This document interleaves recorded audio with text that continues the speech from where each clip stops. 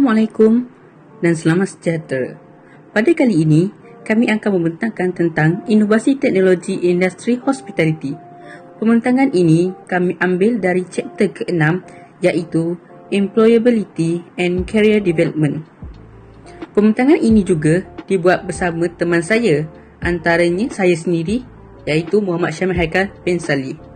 Muhammad Nabil Syamil bin Mat Nasaruddin. Dan saya Yusra Yahana binti Yushairi.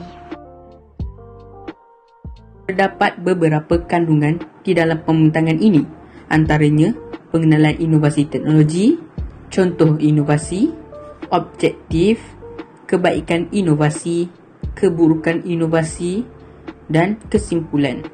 Tanpa melengahkan masa, mari kita pergi kepada pengenalan. Pengenalan.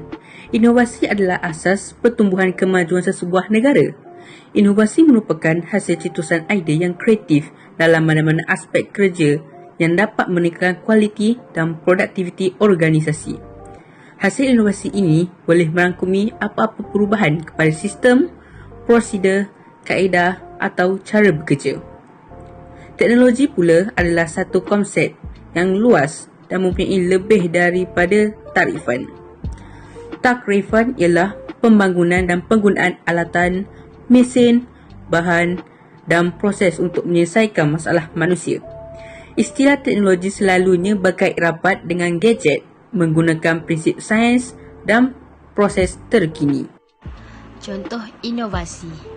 Antara contoh inovasi teknologi yang berkaitan di dalam industri hospitality ini adalah yang pertama microwave, yang kedua hand blender dan yang ketiga mixer.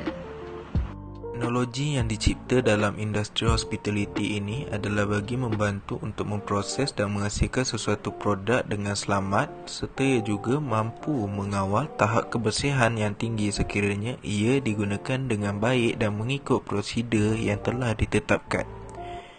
Ia juga direka khas bagi menghasilkan produk yang baik serta berkualiti tinggi dan mampu menambahbaikkan kepada produk yang sedia ada.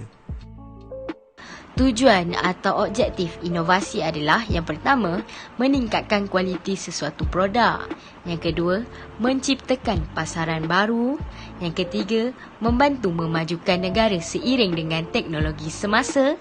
Dan yang keempat, memperluaskan jangkauan produk.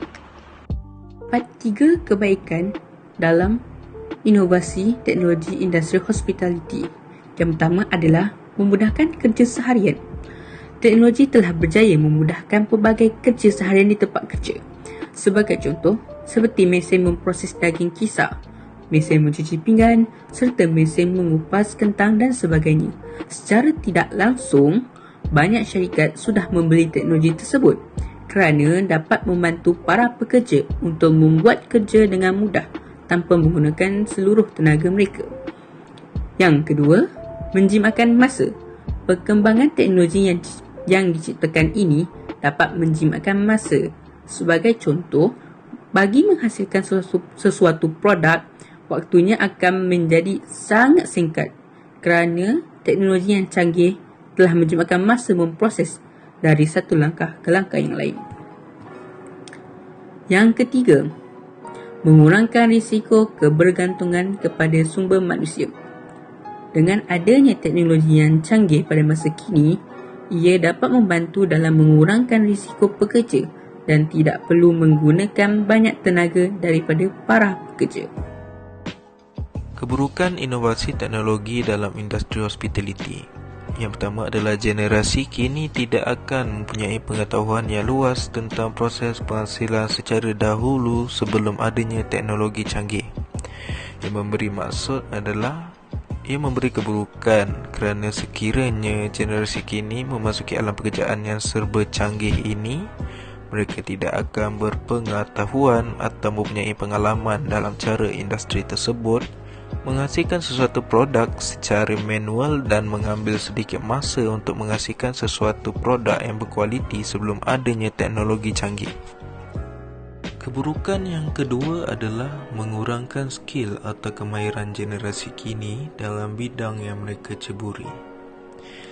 yang bermaksud ia mengurangkan skill atau kemahiran generasi kini akibat teknologi canggih yang telah banyak dihasilkan dan tidak memerlukan tenaga pekerja yang banyak dan mampu mengawal tahap kebersihan dalam menghasilkan produk.